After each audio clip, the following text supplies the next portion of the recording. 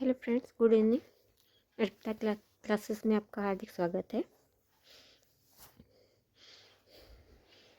आज हम लोग फिर शुरू करेंगे अपनी आगे की क्लास, जिसमें कि हम लोग पढ़ रहे थे कि डॉक्टर विश्वनाथ त्रिपाठी, जो कि हिंदी साहित्य का सरल इतिहास जिनकी महत्वपूर्ण बुक है, उसको हम लोग देख रहे थे। और हम लोग ये पहुँचे थे आदिकाल में। आदिकाल में देखिए, हम लोग अब यहाँ पर हम लोग स्टार्ट कर रहे थे। ये देखिए, सब हम लोग देख चुके हैं। वीर गाथा काल के अन्य कवि। यहाँ हम लोग अपनी क्लास हम लोग को यहाँ से स्टार्ट करनी है। वीर गाथा काल के अन्य कवि, इसको हम लोग देखेंगे आज। और इससे पहले अगर आप लोग को इसके आगे की वीडियो देखनी है, तो जो पहले वीडियो मैंने बनाई है वो क्लास वाइज मैंने वीडियो डाल दिया है क्लास वाइज, उसको आप लोग जाकर देख लीजिए। और जब आप क्लास 1 से स्टार्ट करेंगे तो जाके ये आगे की चीज़ें आपको समझ में आएंगी। तो आप मेरे चैनल पर जाके इसे देख सकते हैं, जिससे भी पढ़ने में इससे इंटरेस्ट हो।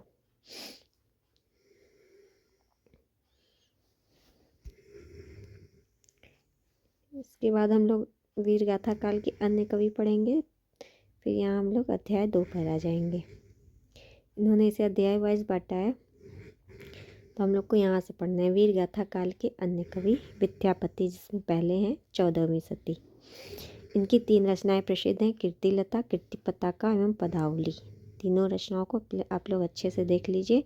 कीर्तिलता ऐतिहासिक महत्व का छोटा सा प्रबंध काव्य है। विद्यापति ने इसे कहानी कहा है।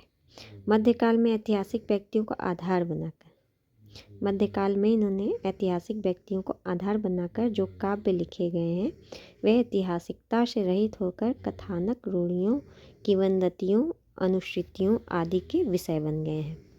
इसी प्रकार घटनाओं को भी तोड़ा मरोड़ा गया है।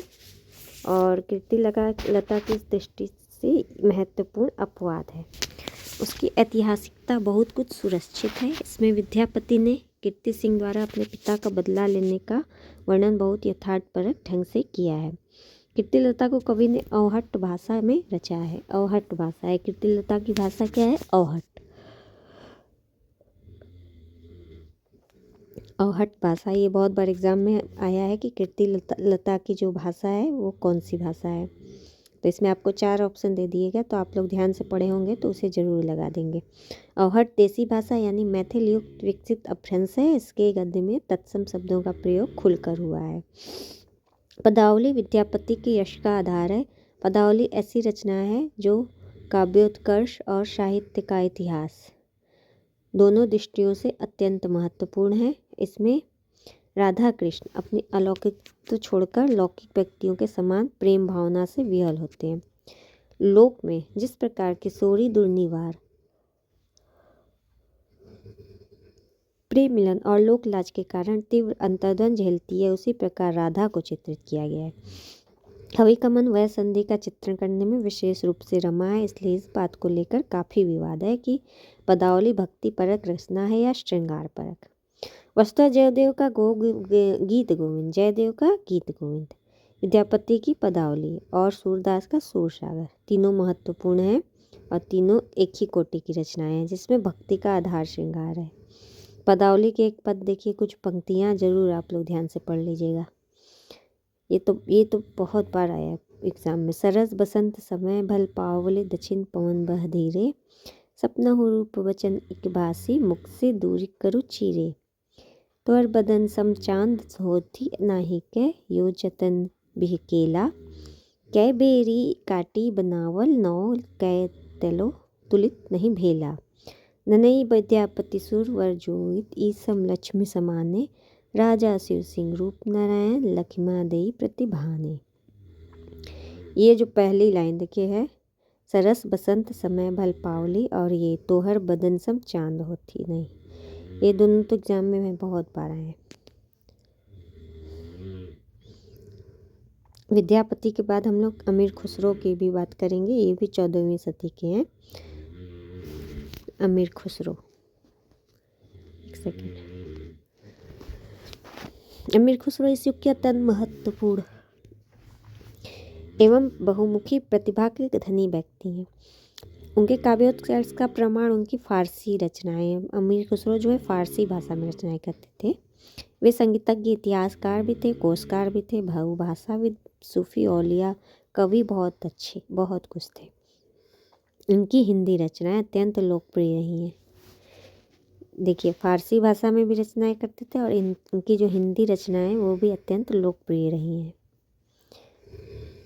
और इनकी पहेलियाँ, मुकरियाँ, दो सुखने अभी तक लोगों की जुबान पर है। उनके नाम से निम्नलिखित दोहा बहुत प्रसिद्ध है। कहते हैं कि यह दोहा खुसरो ने ख्वाजा निजामुद्दीन चिश्ती के देहांत पर लिखी थी। गोरी सोवे सेज पर, मुख पर डारे केस, चल खुसरो घर आपने, रैन भई चहु देश। किंतु उनकी हिंदी रचनाओं का ऐतिहासिक महत्व अधिक है। उनकी भाषा हिंदी की आधुनिक काव्य भाषा के रूप में पूर्णतः प्रतिष्ठित होने का संकेत देती है। ये देख लीजिए लाइन आप लोग, प्रतिष्ठित होने का संकेत देती है।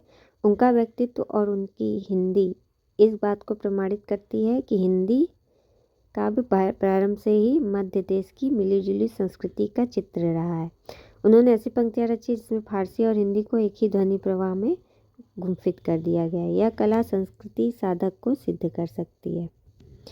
जे हाल मुस्की मकुन तगादुल दुराए नैना बनाए बतिया, ये भी लाइन बहुत बार आई है।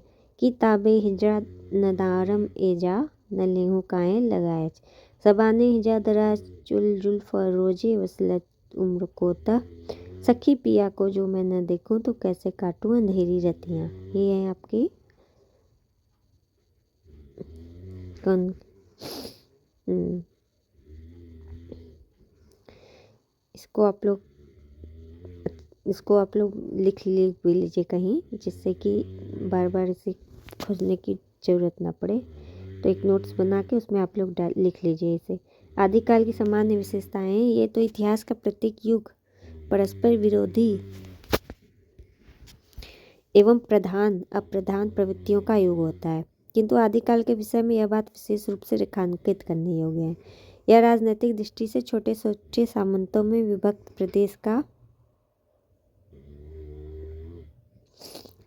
प्रदेश का साहित्य है। किसी केंद्रीय सत्ता का अभाव है।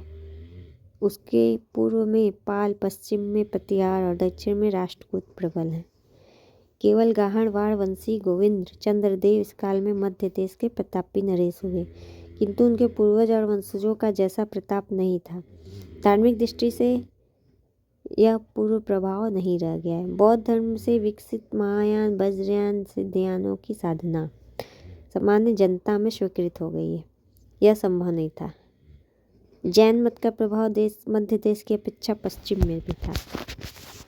भाषा की दृष्टि से यह काल अपभ्रंश और हिंदी का संधि काल है। यह काल अपभ्रंश और हिंदी का संधि काल है। कौन सा काल का बात हो रहा है? आदिकाल का।